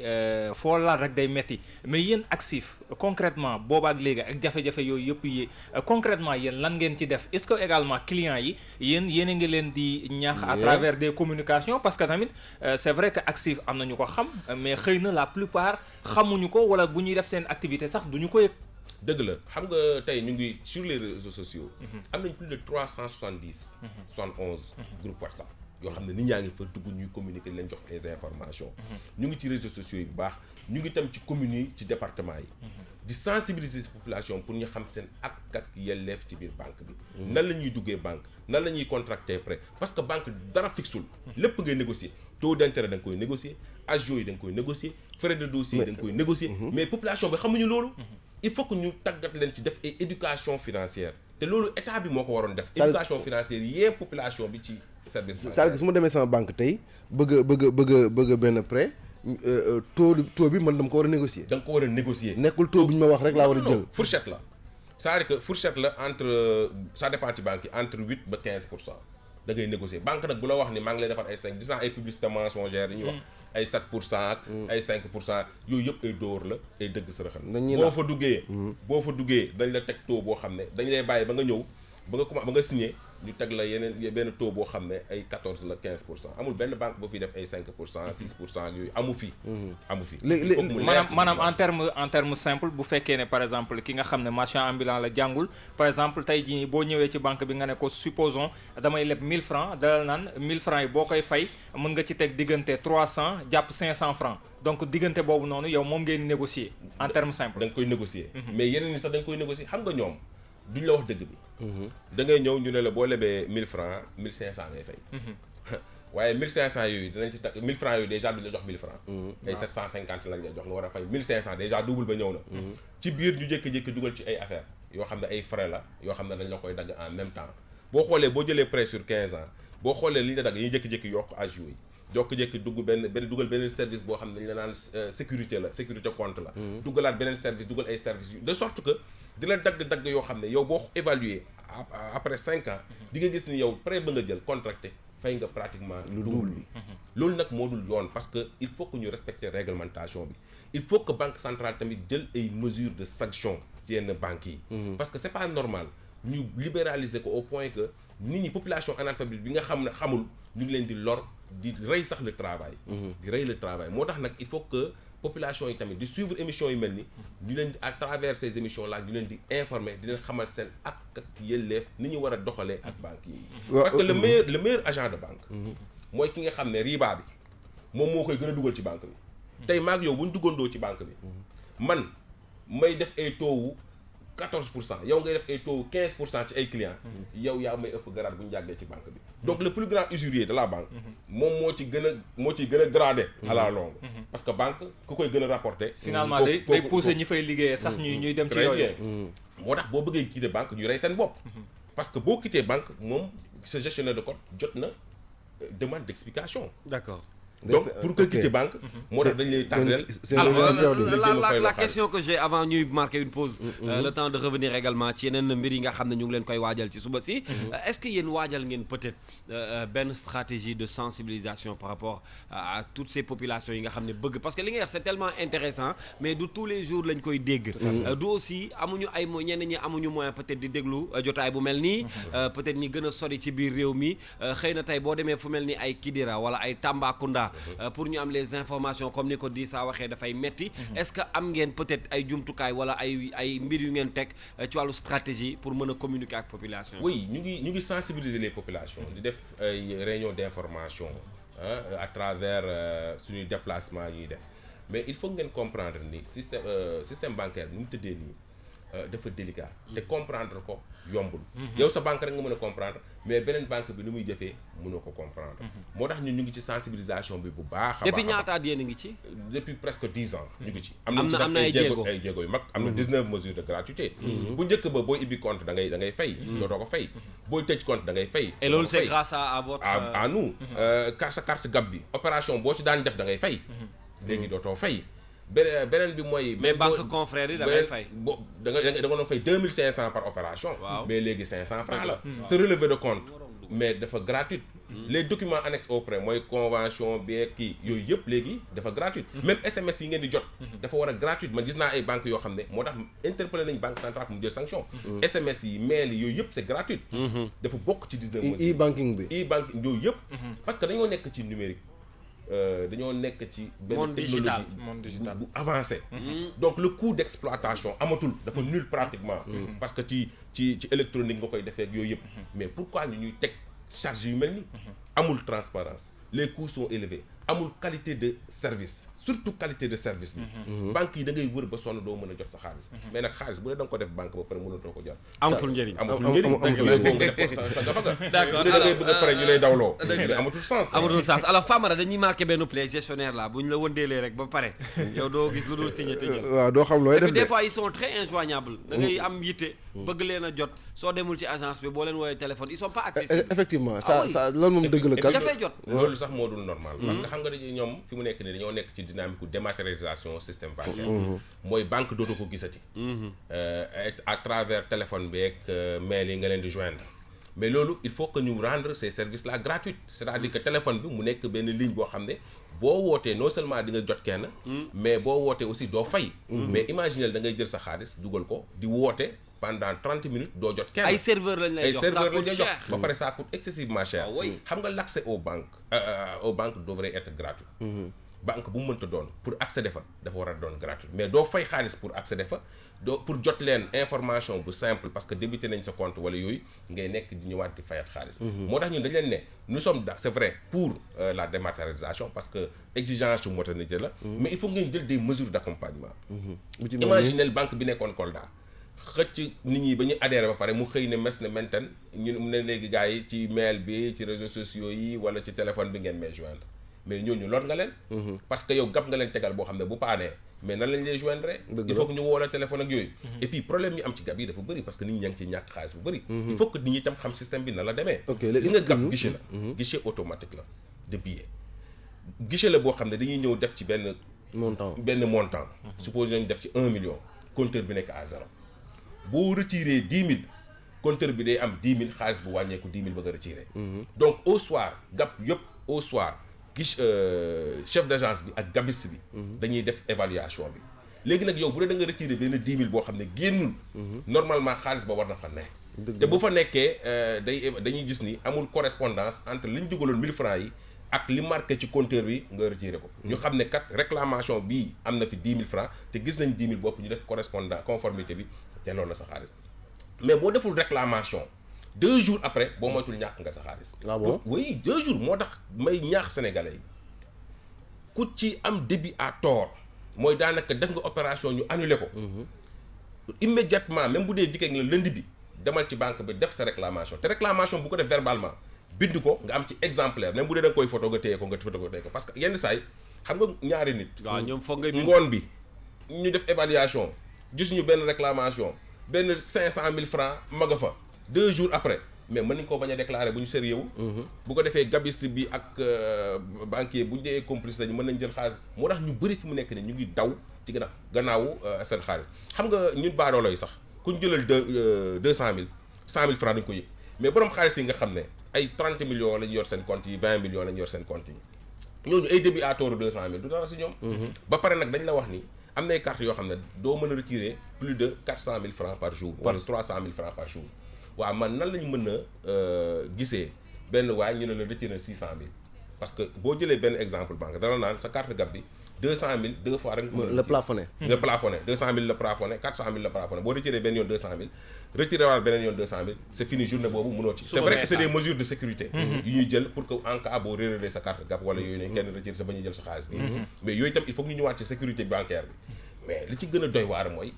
boo defee retrait gab bi dafa paan. mu débuté la 200 000 nga defaat beneen retrait gab bi dafa paan xaalis génnul mu defal la nga nekk foofu def retrait nga xëy ñu ne la 600 000 retiré nga ko te fekk mais ñoom war nañ xam ne système bi moo paan. système moo am problème parce que gab bi permettre wu la ngay retirer plus de 400 000 donc ñoom mënuñu la débuté 600 000. donc bëri na daal ay mbir yoo xam ne bëri na ay mbir yoo xam ne noonu la mel moo tax nag affaire gab yi dafa xaw a doy waar. léegi ba mu ko may kal dama bëgg ñu jóge ci banques yi dem ci mutuelle yi. gis naa ci am bon. nu banques yi évoluer man jàpp naa ne noonu la mutuelle yi waroon évoluer mais dama gis ne mutuelle yi dañu nekk ci benn forme archaïque boobu léegi c'est-à-dire da ngay ñëw mais y a de la y a 1 kilo de paperasse c'est-à-dire 1 kilo këyit la ñuy signé loo di nga signé ba signé loo xamul benn ñoo dëggantaan benn ay këyit yu am ñaari phrase da nga koy signé ñaar benn deuxièmement je pense qu'aujourd'hui c'est des services financiers tey war nañu toll au niveau bu nga xam ne que opération banque opération def fa opération mu waroon gën a yomb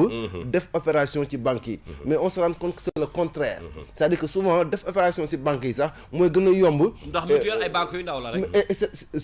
l'idée l'objectif c'était ça c'est fexe en sorte que ki nga xam ne nga waxe maire sama tante bi jaay caaf wala sama jaaykatu jën ba sama marchand ambulant bi mais on s'est rendu compte que faire des opérations ci services financiers décentralisés yooyu c'est encore plus compliqué aujourd'hui est-ce qu'il n'est pas temps de revoir cela fondamentalement objectif wu mutuelle du wut xaalis mais malheureusement dañ ko transformer en wut xaalis ça c'est important nekkuñu ay banque di def yëfu banque lépp lu banque di def lu bon ñoom ñu ngi koy def teg ci nag ñoom lu ñuy def lu bon xam nga moo tax mu gën a catastrophique te loolu lu ñu koy def mooy néewum doole yi. et ba ma ko may tuuti gis naa Kals yenn saa ceux qui ñi nga xam ne fayuñu souvent dañ leen di photo affiché seen ay photo ci biir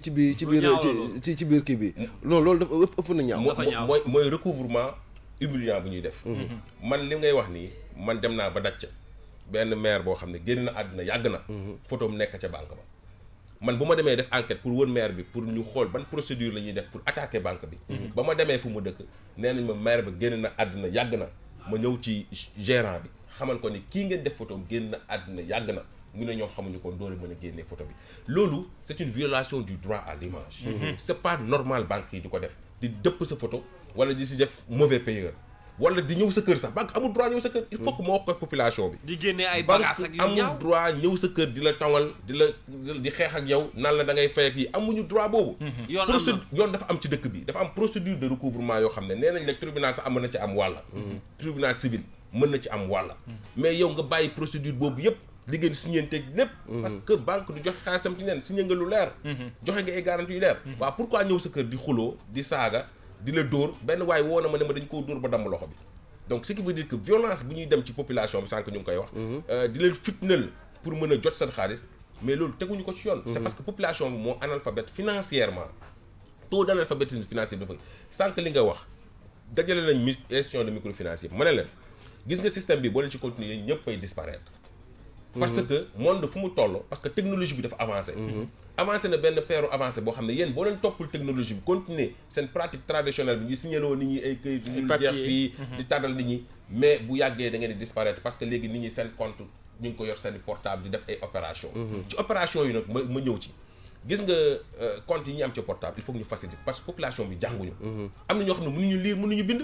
te dañoo war a nekk ci biir système bi dëgg la mais pour ce faire xamuñu nu ñuy bindee 1000 francs mais lañ leen defal ay yeneen nattaangoo ay xaat ay béy ay nag yoo xam ne day signifier parce que affaire u xaalis dafa nekk affaire bu secret la et puis beneen affaire bi mooy tey sa compte ba nga yor sa portable mais sa soxna sax xamul code bi yow rek yaa ko xam waaw bu génn àddina amee nag nga perte ñëpp a perte mais ñaata milliards moo nekk ci système bi ñoo xam ne tey ñoo ko moom muy 1000 francs muy 2000 boo xam ne dañ ko fa bàyyi seen compte bi parce que compte bancaire la encore une fois banque bi di ko jël di ko utiliser parce que da koy lebal Masamba ak Mademba toogul noonu rek mu ngi ko placer di ci am xaalis ba pare borom génn na àddina bu yàgg ñun defal nañ leen benn proposition ne leen xaalis boobu dafa am ñu ko moom yéen moomu leen ko ki ko moom bu toogee 1 mois yoo xam ne deful benn opération te yéen mën ngeen ko xam mais woote leen ci portable am boo leen woowee ci portable am ngeen xam parce que da leen di permettre sax yéen ngeen def ay statistiques xam lu tax utiliser wul flux utilisation bi ay statistiques ngeen ci am boo leen laajtee ñu ne leen dafa génn àdduna ngeen ne famille bi na préparer certificat d'hérédité yóbbu ko tribunal ñu defal ko ngeen ñëw jël li mu fi am même bu dee 10 000 francs la wala 15 000 francs mais arrangé wu leen encore une fois duñ joxe l'information bu ñu leen ko waxee bi léegi dañ cee noppi xaalis boobu fu muy mujj généralement mais xaalis boobu fu muy mujj mooy day nekk ci système bi ñoom ñoo koy utiliser parce que parfois ay montants yu faible la 100 000 francs la 200 000 ak yooyu noonu duñu wax dara famille bi mais yooyu ce sont des comptes dormants en réalité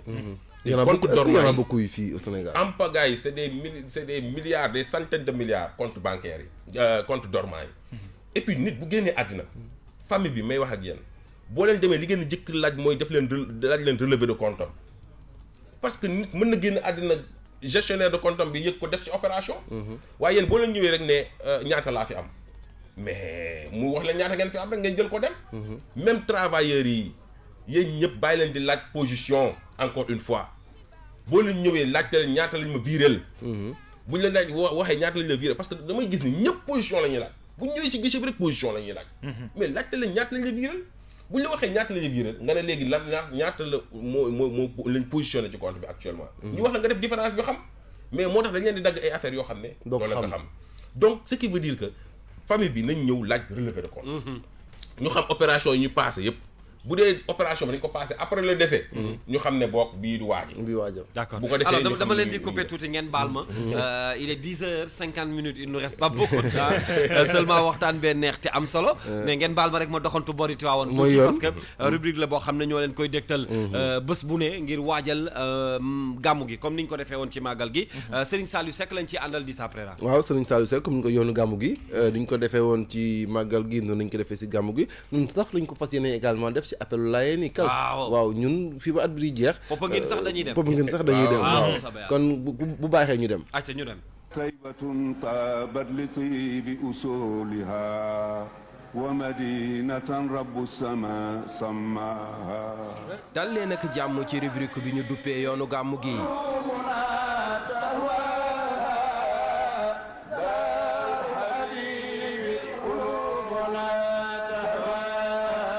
tey nag ñuy waxtaane Serigne Babacar Sy radiyallahu taala anhu kéemaani Serigne Babacar Sy lépp moo ngi dooree bés bi mu ganee àdduna yamoo ko atum 1885 fekk booba Seydi Hadji Malick Sy radiyallahu taala anhum moo nga woon ca Waalo toog ci suufu garabu Dakar di fa binde téere bi nu duppee Taysiir foofee sax lan ko fekk ku bataaxal bu bàyyeekoo Ndar géej di ko xamal ni soxna sa am na gune ca bés boobee ci la Seydi Hadji Malick Sy ne Babacar Sy ñëw na moo tax ñuy wax ni Serigne Babacar Sy moom ak téereb Taysiir ñoo maase ndax bi ko Maodo di bind ci la ganee àdduna gannaaw loolu ci la El Hadji Malick Sy Maodo ànd ak Serigne Babacar Sy utalee Tiwaawoon kéemaan ya mu fa doon wane tax Maodo woo ko xamal ko ne ñoom ñaar mënatuñoo bokk dëkk bii di Tiwaawoon ndax xam-xam ak leer yu bëri ci la Serigne Babacar Sy demee ca Tëngéej liggéeyal fa yàlla lu bëri ba noppeet bind fa téere yu bëri ba ci woyam wu si wii di talaahat lana Shamsul Huda ku si fat duja li man nixtida foofee ca Tëngéej itam la toog ba ni ko bàyyam wooluwaatee mu delluwaat Tiwaawoon fekk booba El Hadji Malick Sy Maodo dafa ànd ak tawat waaye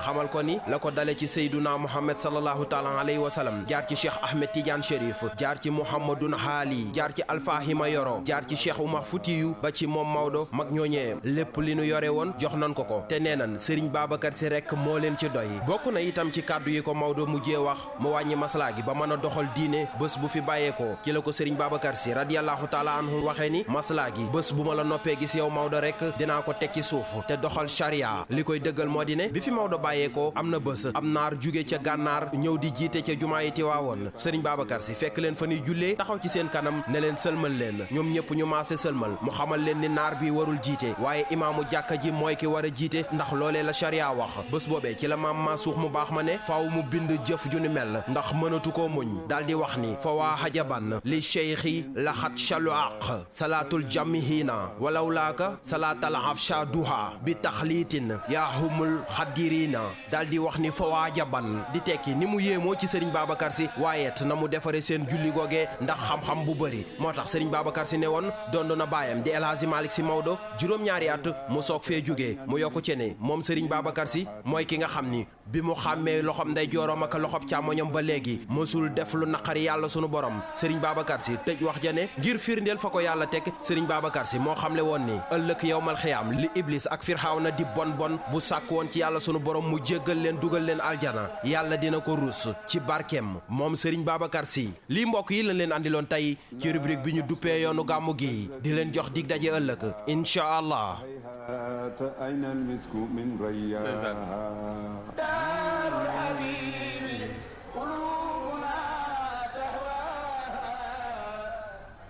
jërëjëf Serigne Saliou kàddu yi am na solo ci jàngale bi nga xam ne def na ko ci Serigne Babacar Sy moom de moo ne woon su ma rusul woon sama baay bi ku ma woo ci photo ma wuyu la. lu leer la wax loolu Serigne Babacar Famara commentaire xanaa ñu may commentaire Famara. mais gis nga suñu mag ñi. liggéey nañ fi loo xam ne. wax dëgg yàlla war nañ ko mën a vulgariser. dëgg la parce que man bu ma gisee suñu école yi ñu jàng ay Aristote. ay Platon ay nangam te ñun ñu am ñoo xam ne. liggéey nañ fi lu ëpp loolu. wax dëgg yàlla il est temps nag ñu leen di jàngale dugal leen ci programme bi ndax xale yi xam ko mu bañ a nekk loo xam ne dañ koy fàtte. wax dëgg yàlla bu boobaa jikko yi dana gën a rafet. éducation bu ñu bëgg dañ koy am parce que suñu mag ñi li ñu fi bàyyi ci njàngale buñ ko jàngaluñu ko suñuy doom dañuy gën a yàqu rek. loolu rek ñu fi mën a sauver. te téere yaa ngi fii. wax dëgg yàlla jot na nag. vraiment ñu dugal ko ci programme bi pour xale yi mën cee jàng. ndax ñu gën a rafetal jikko yi. jàngale bu rëy ci ne. Pama Diakhaté. oui le contenu bi c'est tellement riche. sëñ Saliou dañ ci doon waxtaan. mu ne ma xale yaa ngi koy baax mu ne ma ñu mel ne sëñ Babacar booy bind ci ñoom. c'est day bëri ba nga xam ne da ngay am problème sax lan ngay jël ak lan ngay bàyyi tellement c'est riche li Famara wax dama koy fekk si rek c'est dommage c'est dommage que seeni histoire ak seeni taarix duñ koy dugal ci njàngale mi ngir nit ñi mën koo xam je veux dire toute religion confondue moo xam ci jullit ñi la wala ci chrétiens yi la personnalité figure yooyu nga xam ne fii ci Sénégal la ñu nekk ak li ñu liggéey ak taxawaay bi ñu am ci bépp point boo jël yaakaar naa bu ñu ci yemoon rek doyal nañu sëkk ci am njàngale mais il faut que autorités yi il faut que kilifa yi nekk ci réew mi ñu taxaw ci loolu mën koo jëmmal ngir ñu mën ko dugal ci njàng mi mais en tout cas am na solo bu baax a baax a baax am na solo yéen a ngi ko doon wax barki démb ne mag ñi rek buñ ci jëlee mën nañ leen dugal ci université yi ndax am na lu ñu ci mën jàng en tout cas man lu Serigne Saliou def du ma ci commentaire waaw no comment temps yi daal gis naa système bu no comment boobu baax alors on va enchaîner sans plus tarder Tivaouane la ñuy des ba tey portrait yi ñu faral di def alxamis bu ne tey tamit portrait bi dafa jëmaat Tivaouane ndax borom sañse bi borom daara yi Alioune Bayndeer sax des fois mu ne ko borom limousine bi di Serigne Mansour Sy moom tamit ci la ñu def tey benn portrait bu am solo yaakaar naa ne taalibe Cheikh yi bëgg nañu tey ci 9/11 bi on va aller découvrir portrait bi nga xam ne Ndeye Mati defal nañu ko ngir ñu gën a xamante ak ki nga xam ne moom la ñuy wooye Serigne Mansour Sy di xalif moom it ci kër gi te it def fi loo xam ne moom it njàngaleem des na fi ni ko Serigne Babacar Sy defee ndax ci yoon wi la nekk on écoute suñu portrait bu Serigne Mansour Sy et puis ñu dellu si jëf jël boobu bu ko gën a dëggu amul jëf jël gis nga mal xiyaam jëf yi day ne ci buntu bàmmeel ko la nga jëfoon bu dee lu baax ma nga lay nekk bu dee lu bon ma nga lay nekk ko am jëf ju baax day nekk daaba ñu la waral xam nga maa xamoo waaye man xam naa la bu dee jëf ju bon boo ne bëreet dóor sa ndong dóor sëggal foo ma xamee waay yéen a koy jeeg njeegi kàddu yi ngeen di dégg nag di yu Serigne Mansour Sy di sët ci maam El Hadji Malick Sy kenn ci njabootu ka Tijaan kilifa diine la bu nu darajaal bokkoon na sax ci tur yi ñu ko daan dàkkantale borom daara ji borom daraja ji borom sañse bi ndax wax ji yàlla wax ci alxuraan ne set ak fonk sa bopp ci jaamu yàlla la bokk góor yàlla bi di Serigne Mansour Sy déggoon na ko teg ci daan ko jëfee ndax foo ko mësaan a fekk dafay set wecc solu nu mu gën a rafetee bari na xëy lu góor ak ñu wut ak diine waaye sell ga la ñu wax julli waxtu wadifa dem naa nu jàkk woor kon lii nga nekk fi la na dëgër doomi Serigne Ababacar Sy bi ak soxna Aysatu Seck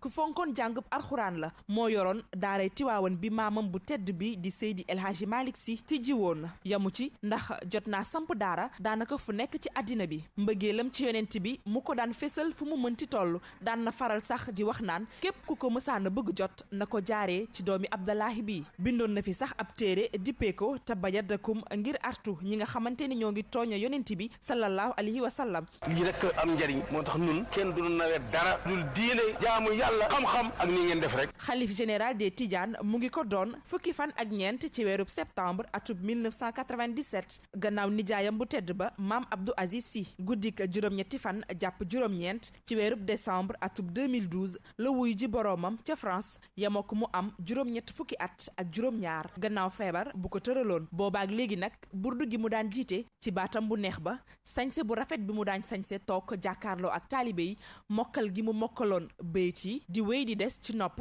ak xolu képp kuy jullit Serigne Mansour Sy borom daara ji yal na yàlla yokk leeram te tas ñu ci barkeem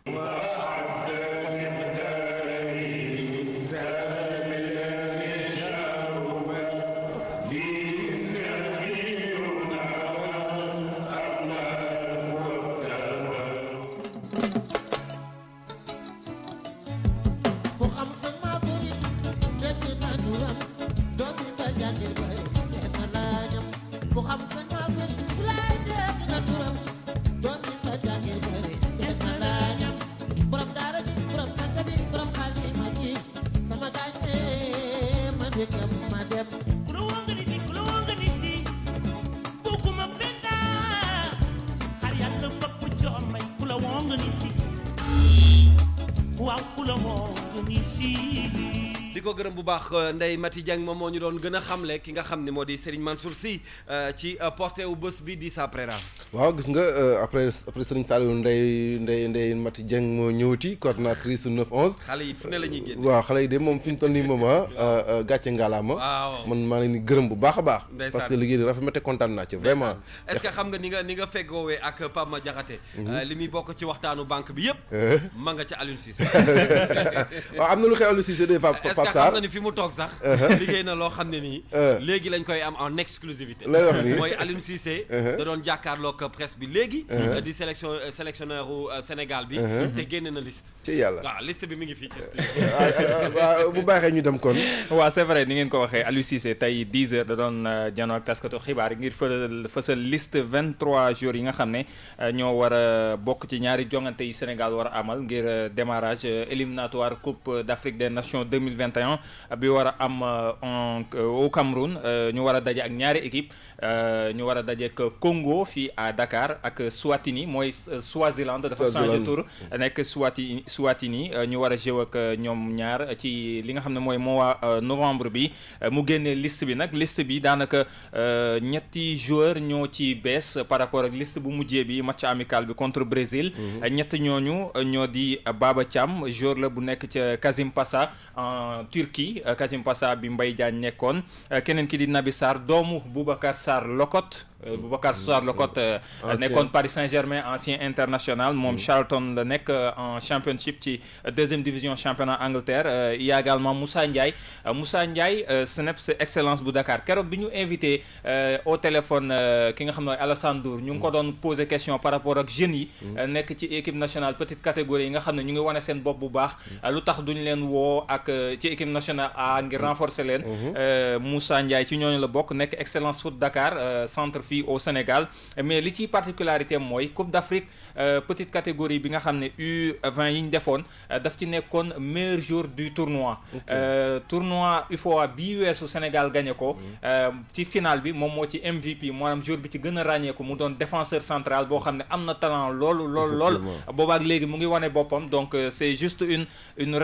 en quelque sorte récompense boo xam ne équipe Aliou Cissé def na ko ci football petite catégorie bi yëkkati ko indi ko ci équipe A parce que am na talent donte xale la il a moins de 20 ans xale bu ndaw la mais en tout cas c'est une façon mu indi ko ci équipe bi mu gagner en expérience mais également mu signal bu muy lancer yeneen yi comme U17 yi nga xam ne ñu ngi wane seen bopp ne équipe nationale A yàgg-yàgg ci ñoom lay mujjee donc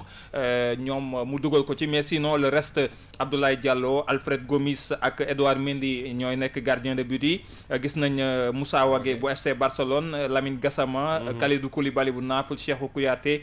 Famara Diédhiou Idrissa Gana Gueye Sidi Sarr Saliou Ciss Pape Alioune Ndiaye Crépin Diatta Racine Coly Mamadou Loum Ndiaye Ismaïla Sarr Sada Thioub Sadio Mané ak Habib Diallo bu nekk Metz ak également Mbaye Niang bu Rennes ñoom ñoo nekk ci liste bi Mbaye Diagne encore une fois zappé de la liste. Alors Mbaye Diagne la ñu gis ne il est absent. Il est absent li ko mën a expliquer sans doute Aliou Cissé dikk na ci mais sans doute bi mu jugee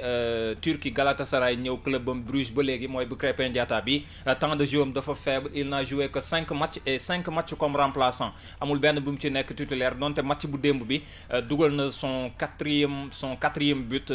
en 5 matchs mais xëy na manque temps de jeu boobu noonu moo tax sans doute Aliou Cissé woowu ko la dernière fois liste bi muy génne liste Brésil bi dafa ne woon li daf koy bàyyi mu installé wu amagul temps de jeu comme ça mu gën a affirmé wu donc loolu xëy na moo waral mu absenté mais li ci gën a fës daal mooy ñett nouvelle tête yi Baba Thiam Naby Sarr di doom Boubacar Sarr Locotte ak Moussa Ndiaye bu excellence foot bu Dakar. dinañ ci ñëwaat incha allah ci Midi Culture ci page sport bi. peut-être un commentaire rapidement bu fekkee am ngeen ko ci. waaw je pense que l'innovation c'est wax na ko mooy le jeune Moussa Ndiaye. Il faut dire que c'est un jeune talentueux. C'est un jeune courageux, c'est un jeune audacieux. Je ne suis pas... c'est un peu peut-être une surprise, mais quand même, c'est une belle surprise, je pense. Et je pense que Aliou Cissé a raison sur ce point-là, parce que quand même,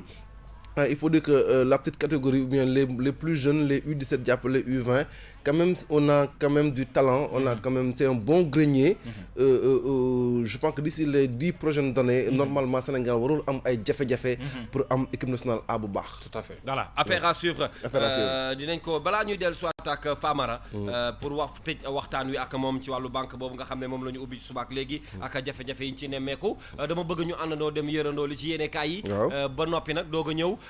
jeexal jotaay bi Serigne Saliou Seck lañ ci àndal moom moo ñu ko yëral suba su jot ci la première radio digitale bu Sénégal. Gelwaar moo ni woon baaraam bu ñu tàllal joxoñ la waaye juróomi baaraam yu ñu tàllal kuy dem yalwaan la coowul 94 milliards yi bu ci kenn yaakaar Ousmane Sonko di ca yalwaan wala di ca sàkkuy ndimbal ndax Sonko nee na fa mu nekkoon jugewu fa te daw ca saala yaay ndeer ubbil la tribune journal des médias bi ne Ousmane Sonko yokku na ci daay gi pétrole ndax nag démb àdduna sépp dégg nañ ko mu ni bu garab yi doon fàq suuf si jalaañoo itam du ko tax a dellu gannaaw ci tuuma yi mu tegoon ci kaw Mamour Diallo naam ne ay xupp ak i arto ngi bàyyeekoo fu nekk jëm ci kawam Sonko yokku ci ne nëppal tamit mënul tere mbir mi leer ndax faaw ñu dem tribunal te nag Mamour Diallo ñàkk a yore firnde moo tax mu làqatu ci plainte tuuma waaye nag ci kàddu Ousmane Sonko ba léegi luy jiin njaaga te président Macky Sall mooy njaak moom njaak di président Macky Sall rakkam di Aliou Sall coowul pétrole bekk gaz bi ko toppoon waa CRD nee na duñu teggi seen tànk lu dul ni dafa leer ubbil réew mi quotidien journal bi ne Abdoul Mbaye ak i ñooñam cell gi doyen des juges def ci mbirum Aliou Sall bi moo leen ëlëm te nag nee na nar ca lu jubadi rekk moo ko waral ndax nag doyen des juges mënoon naa sukkandiku ci cré gi nu daan dóore gaa yi ak gi nu daan daane gaa yi ngir woolu Aliou Sall li jënti ay mbiram moom Aliou Sall sax am nataalam moo nekk ci xët wu njëkku critique yéenekaay yi ñu làngale ko photo journaliste BBC mi siiwaloon ay mbiram la tribune ne waa CRD sax déposé nañ ab plainte ca kanamu procureur ngir ñu leeral coowul Aliou Sall moom Aliou Sall magam di président Macky Sall coow li ko topp jamono ji moo di mbirum ñetteelu mandat bi ndax seetlu gi moo di ne ku ca wax xeer gi dal ca sa kaw l'observateur ne loolu kay ku ko weddi laajal Sori Kaba moom sax moo xëy nekk ci journalu Futurs Médias ba di fa leeral ne loyauté dëgg moo mas a dox ci digganteem ak président Macky Sall Seydou Gueye mi yore jokkook jokkalante ba ca pale ba mel ni kuy tontu Sori Kaba ci Sud Quotidien ubbil yéenekaay Seydou Gueye ne ñàkk loyal mënul weesu à parti tënk dara ci seen biir ba noppi yow nga génn di ko wax maanaam jël sa yoonu bopp Vox Populi ne coowul ñetteelu mandat bi ndëgg sërëx la goo xam ne bu ko askan wi moytuwul dina tax ñu fàtte seeni jafe-jafe askan woowee bokk na ci loyaas bu cher Le Soleil ne loolee moom léegi tey mu jeex ndax nag démb ci conseil des ministres bi président Macky Sall doon jiite xamal na fa gouvernement bi ñu gaaw lijjanti mbirum loyaas bi ba mu féete boor li féete boor kay moo di coppite yi am ci biir PDS di parti démocratique sénégalais ubbil Le Quotidien journal bi ne président Abdoulaye Wade andi nay coppite ci parti boppam bii di PDS jël Lamet Ba def ko président national des cadres libéraux Saliou Sagna nekkub secrétaire général am ba noppi dàq Cheikh Seck ak Aziz Diop Les Échos ne Cheikh Seck ak Aziz Diop mi président Macky Sall wax ne ñoo démissionnel seen bopp gaa yi weddi nan ko ndax nag nee nañ li góor gi wax demeewul noone Sud Quotidien lu ci man di am daal Abdoulaye Wade moom tàqalikoo nag Cheikh Seck pët tàqaliwul mbaam ak i noppam ubbi Libération yéenekaay bi ne bés bu ngeen xëyee dégg état bu Sénégal di jàppanteeg Excaf Télécom bu mu bett kenn ndax nag journal bi nee na projet TNT bi nguur gi joxoon Excaf Télécom ci ñaar fukk ak ñeenti barab yi nu ko waroon a yóbbu ba fii juróom-benn rekk lan ca def tax yéenekaay bi jàpp ne ànd bi doxoon ci diggante Excaf Télécom ak nguurug Sénégal jeex na te ci coow la jëm coow li fi mujj moo di ñeen fukk ak ñetti kiloy cocaïne neenu jàppe woon ca port bu Ndakaar L'Observateur ne léegi tey coow loolee moom leer ndax na ko oto ba yaboon dorog baak sinébar sa takk derrière ràññee nañ ka ko moom wàllum yoon itam moo nekk ci page 10 bu L'Observateur journal Rue 15 angle corniche bi ne benn waaye ngi nii ñaari ati kaso moo koy yoot ndax nag gelam bu toll ci fukki at ak juróom la waa ji toppoon di yàkkataan guddeek bëccëg ba far ko ëmbal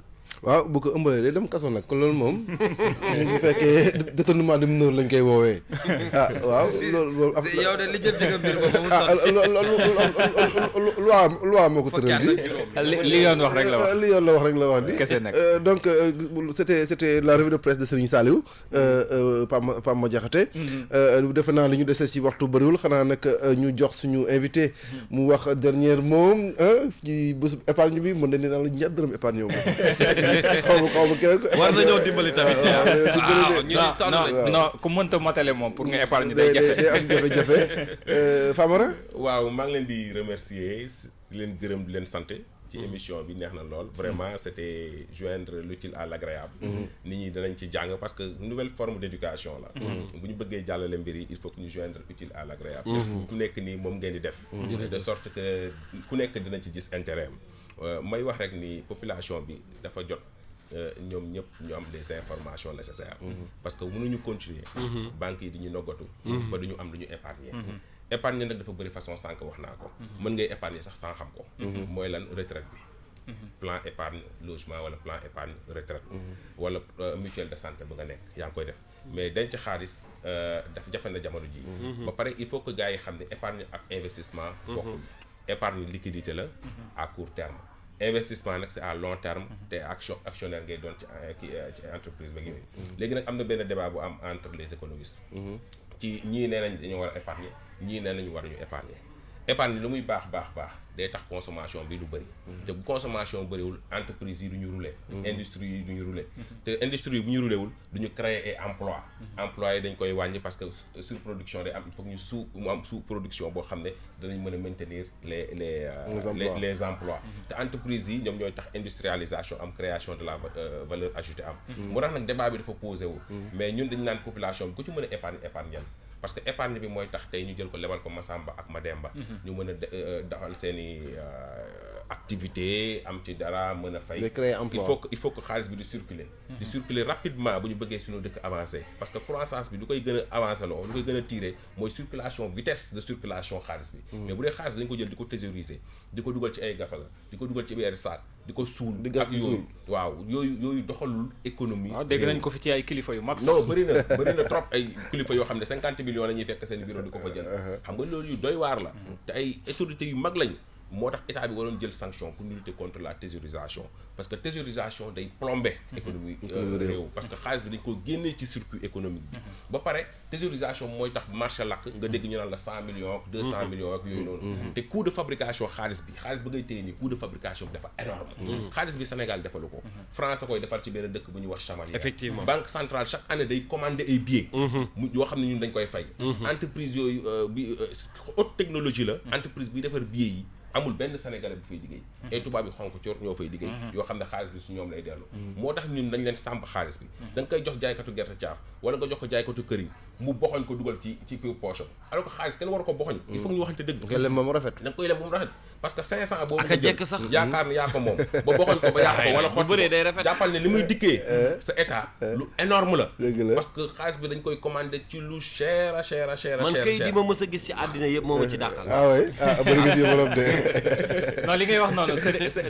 du sax loo xam ne par exemple comme état day wax ni c'est-à-dire même usuellement ci de façon générale mag ñi dañ naan xaalis da nga koy fonk da nga koy jox worma da nga koy wormaal donc loolu moom yaakaar naa lu am solo voilà lu am solo la ak jël wormaal kas defe naa man foofu laa yem waaw daanaka mat na sëkk xanaa ma bàyyi leen rek